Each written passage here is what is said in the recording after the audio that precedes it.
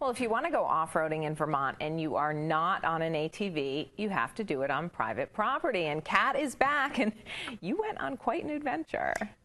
Julie, we definitely did. Darren and I had quite the time just over the border in Whitehall, New York. There's a park designed specifically for off-roading with any type of vehicle. So photographer Darren Boutet and I met a woman dedicated to the trails for this week's Destination Recreation.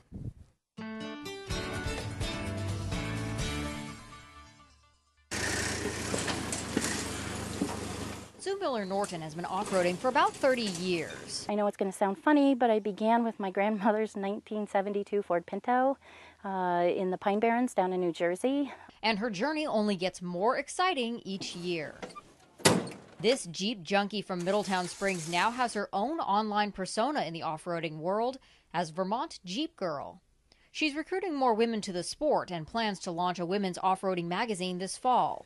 Her rig? Old Blue, a 1993 YJ. You know every nut, every bolt.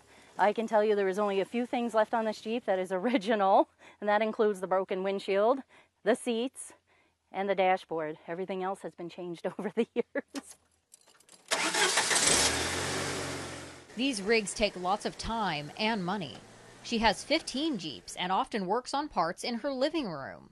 The vehicles she catches on their way to the scrapyard are often fondly known as rescues. You have an instant connection when you do meet someone because you don't ask how the weather is. You ask, what are you running in your gears? What are you running in your Jeep? How long have you had the Jeep? And the Mettowee Offroad Extreme Park in Whitehall, New York is like a second home to her. 200 trails maintained specifically for off-roaders of all kinds. She offers to show us around. You guys ready? Yeah. Ready. There are a couple important rules about off-roading. The first is to stay on the trails and to know them well enough to go out. Second, of course, is to travel in a group so that you can be helped if you need it. And, of course, be prepared for whatever might come your way. There's all types of obstacles out here to play. There's the RTI ramp. There's a couple mud trenches up here, different hills. The park is geared towards the beginner and the more advanced. I'll tell you, you can have a bad day and just want to get away from everything. You just hop into your vehicle, you get into the woods, and I call it Jeep therapy. But being out here means knowing your ride and your own limits. Come on, baby. There she goes. And your terrain. The trails take a beating each season, and when rocks move or trails wash out, that changes the driver's approach.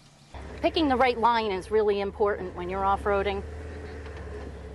Picking the wrong line could be devastating. Yeah. Not only for your vehicle, but for yourself and safety too. And that's why they travel in teams. Because if you do get caught in a bind, you'll need your friends to tow you back upright. And out on these trails, owners tell us you can meet people from as far away as Brazil or Japan, and from every walk of life. There hasn't been a person that's left this place that hasn't had a smile on their face some sort. Even if it's a dent on the vehicle or whatever else, they want a big Band-Aid for it, and they go right back out. A sport that's off the beaten path. Wow, that is really cool.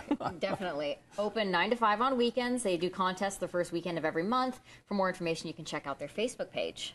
Has she ever flipped? She has not. She told me she has never flipped. She knows people who have, and I believe she's been in ones that have, but she hasn't been driving and flipped.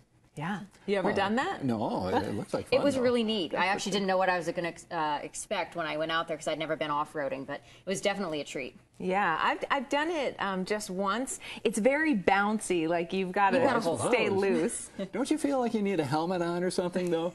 Maybe not. We were seatbelted in. Yeah. That was good enough for